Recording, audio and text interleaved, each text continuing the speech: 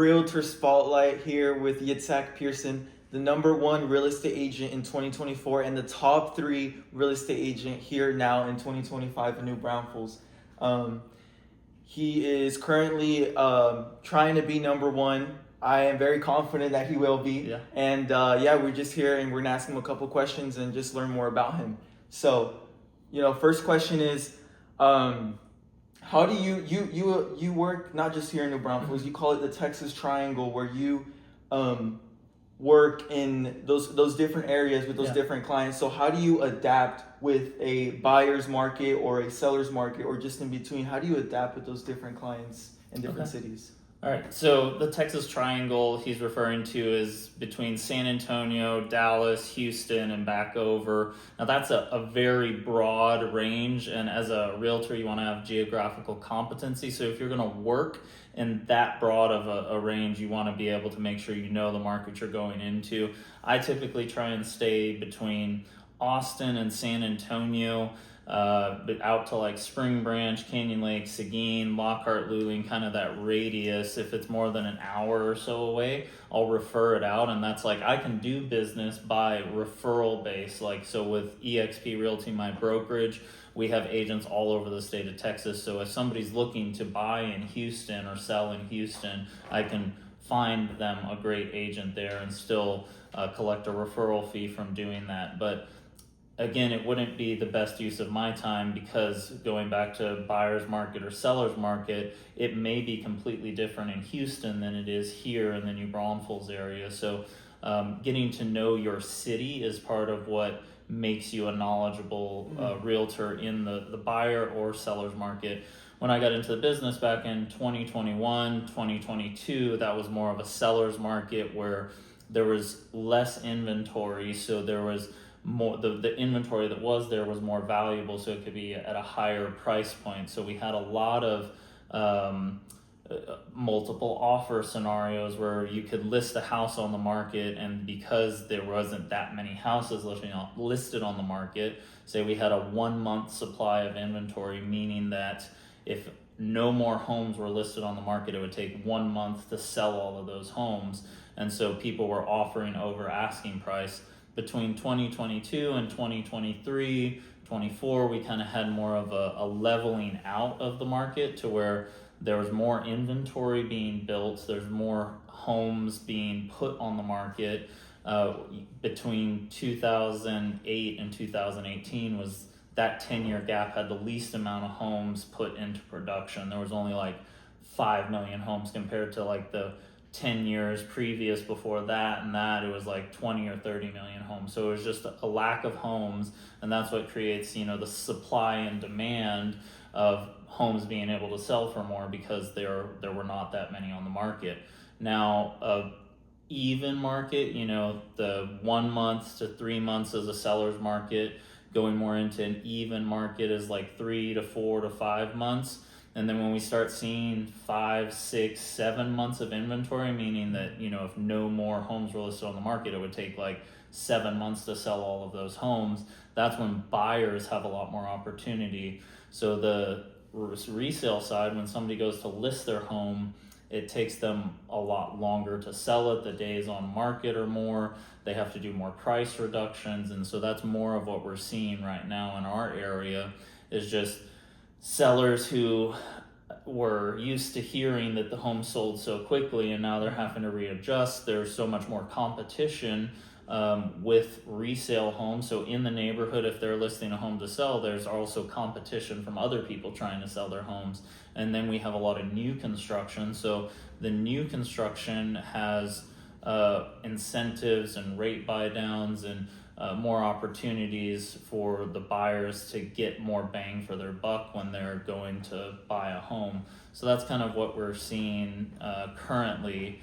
Buyers have a lot more negotiation power, a lot more room to be able to purchase, get the listing price down, get some seller incentives, get their interest rate bought down. And so those are like the main differences between the buyer and seller market. For you as a realtor, you want to be able to set your expectations from the beginning with sellers of, hey, we got a lot of competition. This house needs to be in pristine condition. We need really great marketing pictures. We need really great marketing videos. We're going to have to do more than we would previously a couple years ago in order to get this property sold. Here we have 3 different MLSs, so like I pay for all 3 MLSs to post on there, and I tell them that when a buyer is looking at it, we want a qualified buyer who's working with a realtor who's pre-approved to become looking at our home. And so anybody can go look on Zillow or Realtor.com, but that doesn't necessarily mean that they are like ready to buy. Yeah. So when I set them up a search on the MLS that for properties that match the seller's criteria, I tell them, hey, we want people to see our home in the MLS search, because that means they're working with a realtor. They're more likely to come look at our house and be a more serious buyer.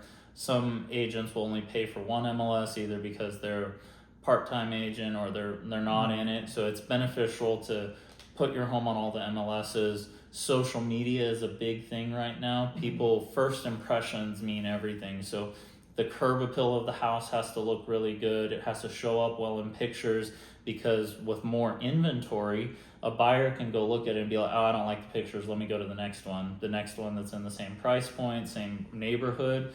It's easy to move on and not even go look at that in person.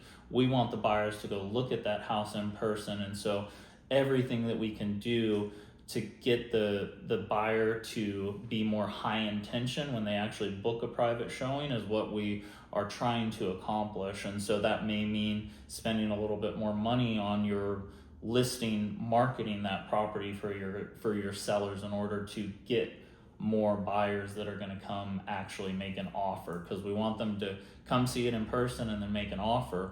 If it's priced too high, they're not going to even want to come make an offer. They're not going to want to see it in person. They're like, oh, let's just go look at the next one that's in this price range, and they may like that one better. So those are some of the things that we're seeing in the current market. So you specialize here in New Braunfels. What would you say is a reason why people should buy into New Braunfels? Like, why is this city so great? Like, why should they come over here? Okay.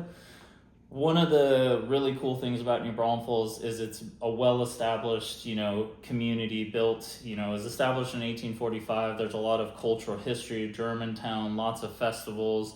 It's almost like a Hallmark movie at times, like in the winter with all of the tree lighting, all of these festivals, the river, and that's one of the reasons the German settlers settled here, because they saw the rivers. We have the aquifers.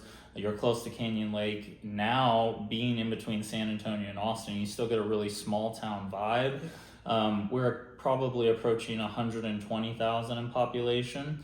Back in 2010, we were about 54,000 population. So we've, doubled in size, but we've been able to maintain that small town feel. Everybody feels like they know each other. It's a very business-oriented city where a lot of people own their own businesses. A lot of people employ people around here. And then if you want to make more money, if you want to earn a higher pay, you can commute to Austin or San Antonio and work for some of those bigger companies. So we've had lots of people who do that. They make the commute. And then we spread out to the north and west now. The more condensed and populated we're getting inside New Braunfels city limits. You get Seguin, which is very close, but housing affordability is a little bit better there. You can get a lower price point and be able to work and commute and still get the same benefits of being close to New Braunfels. I think those highlight a lot of the main benefits of why people are moving to New Braunfels. Tourism, tubing, Schlitterbahn, just to name a few. Yeah. So you talk about always doing extra, for your clients consistently. I've heard you, when we talk, you always say that you go above and beyond, you do the extra. So with that being said, I understand that you, as a person, you want to do extra for yourself as well, invest in yourself. Yeah. So how do you utilize AI in your day-to-day, and how do you incorporate it in your personal business? Okay. I wrote a post on this today because I'm getting to the point where there has to be a balance of how much you use AI and like where do you draw the line. I had somebody reach out to me and talk about they wanted me to go into a beta program where they basically clone me and make an avatar of AI. So they record my voice and everything, and then they ask me questions, get to know more about me, and then they can start making content every single day using my avatar. And so you leverage the AI, but I was like, I don't know how I feel about that as far as I am genuine and authentic, and all my mess ups are in there. People like, you don't have to be perfect. People don't like perfection because they can't relate to it. So I don't think I will go that route that far because it takes away like your uniqueness, your superpower of who you are. And it's kind of, it's one thing to, I feel like it breaks trust with your audience, especially if they find out, oh, that's not him, that's AI. And so I don't want to do that. So where I use AI in my business is reducing the amount of brain power that I have to take to come up with a caption on a post, or I'll just tell ChatGPT, hey, I made a reel about this, give me a caption that's engaging. And so that's one of the main ways that I use it to reduce the amount of brain power that it takes to accomplish the task. Refining my brand is one thing that I'm doing right now. So I have a thread on hey, here's my 3 legs of my business, 3 pillars of my business. I have real estate sales. I have agent attraction where I'm getting my broker's license. I'm bringing more agents on to my brokerage.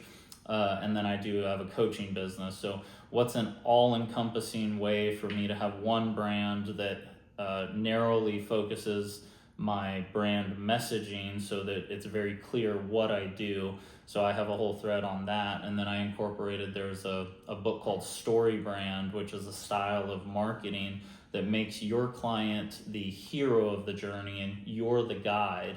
So a lot of marketing is center focused on the person, like me trying to sell myself to the client. And so I want the client to be the center of attention, and I'm there to help them accomplish whatever it is, whether it's buying a home, doing more real estate production, or having a higher quality of life.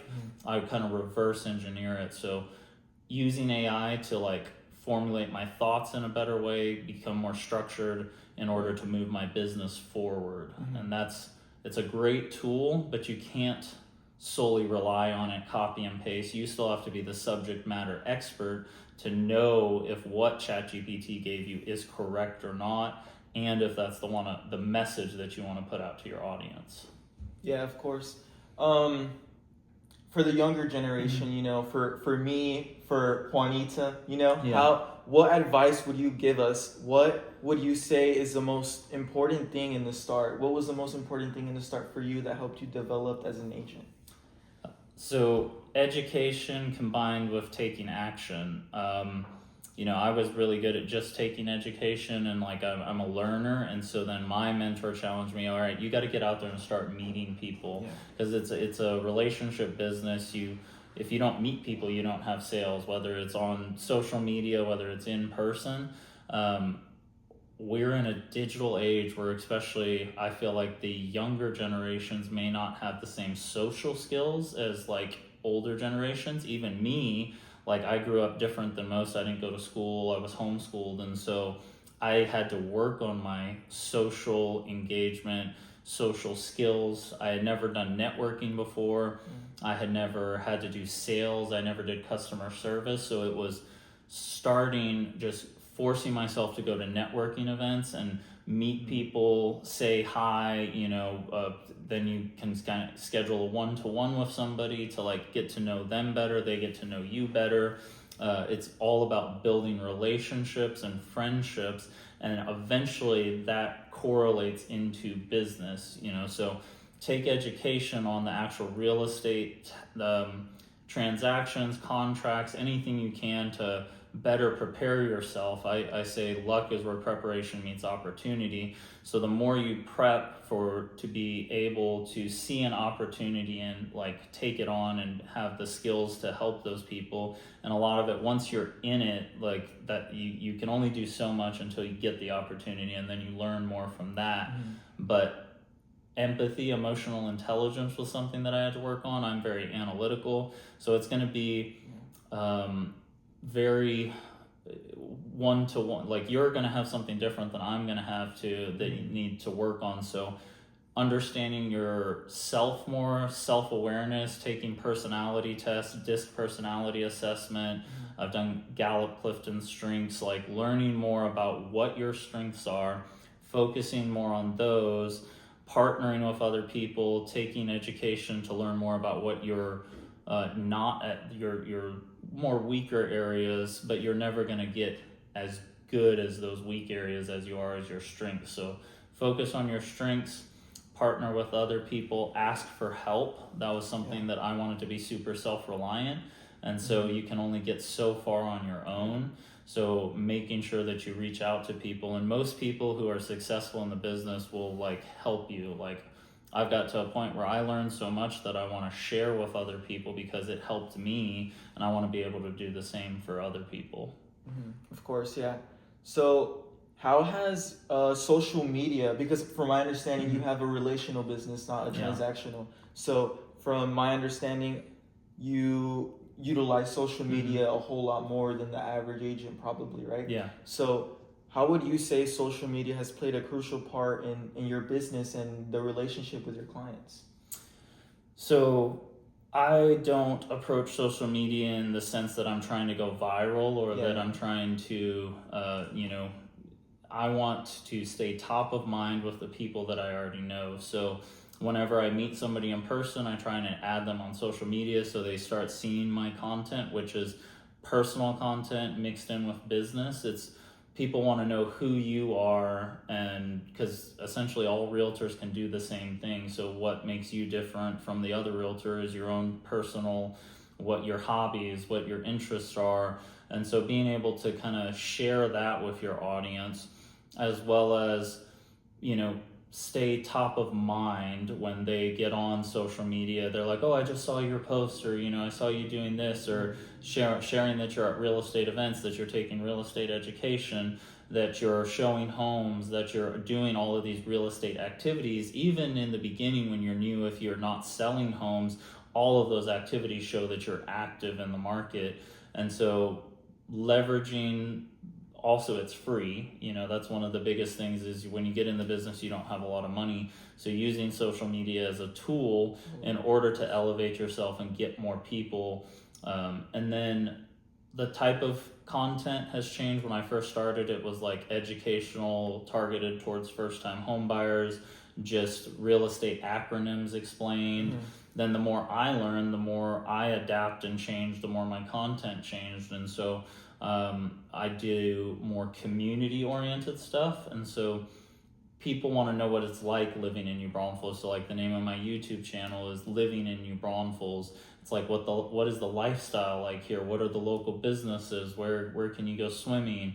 All of those things that are outside of real estate essentially, but it's showing my life living here, and also I'm a realtor. So in anything with social media or your day-to-day habits, go do what you would normally be doing, and then make sure everybody knows you're a real estate agent at the same time. Yeah, don't be a secret agent. Yeah, don't be a secret agent. Yeah, I love that. I love that. Yeah. So another thing is, what would you say is something that is very overlooked for most agents? Like, what is a problem that you consistently are seeing in these new agents that are coming in?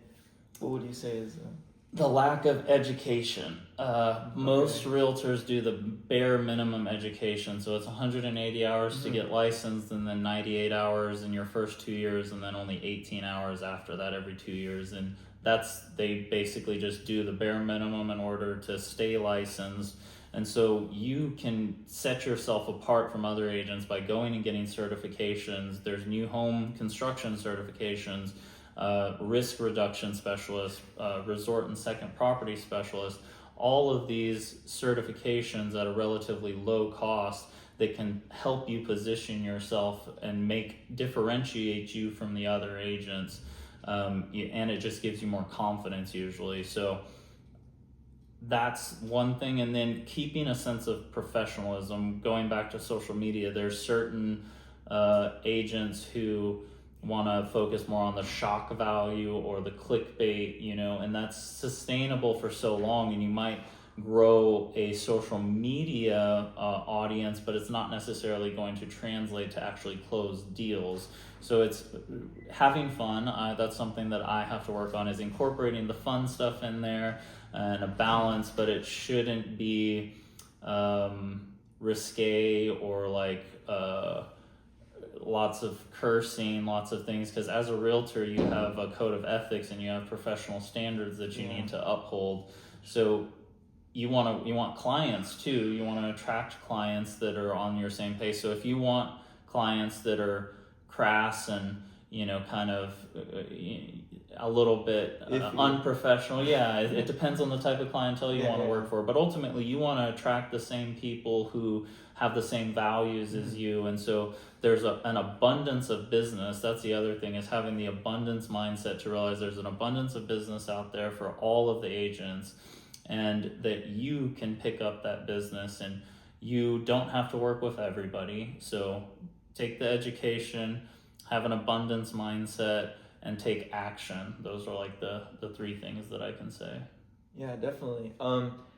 And the last question for you is, what is something memorable as an agent that is just like a memory that stands out for you when you... I mean, your hard deals, the deals that don't go the way that you want them to, stick out, and you're going to have those, and you learn a lot from them. And so when you're in it, it may not be fun and it may be very stressful, but if you can think about this as, there's a saying, life happens for you, not to you. So if you can look at it as, okay, we're in this, I got through it, I did the best I could.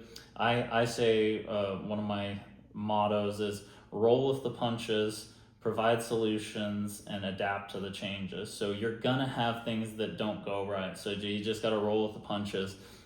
Go to a solution-oriented mindset of, okay, don't focus so much on the problem. How are we gonna solve this? And you have to keep you set the tone for your client. So if you're freaking out, it's going to transfer to your client. So being like, hey, this happens every day. Let's figure out what the solution is here. We're going to focus on that. Here's a couple solutions we can go with. And so that mindset, and then you just adapt to the changes. All right, we were going to go this direction, but we got to change, and we're going to go this direction, and it's going to be okay.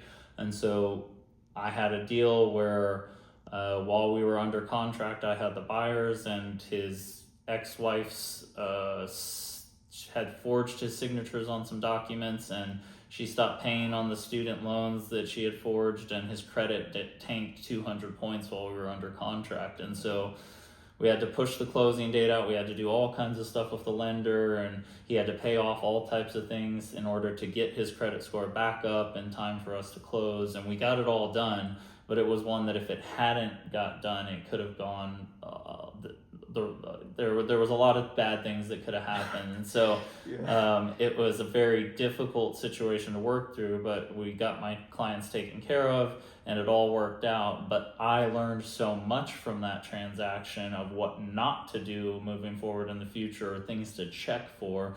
And so that's the biggest things that stick out to me. I've had some really good successes. I've helped my sister buy her first house.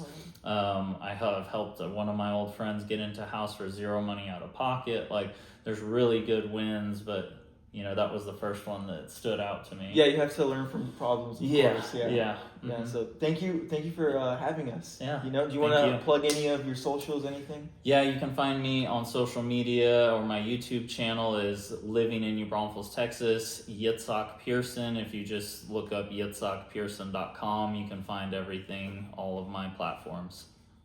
Awesome.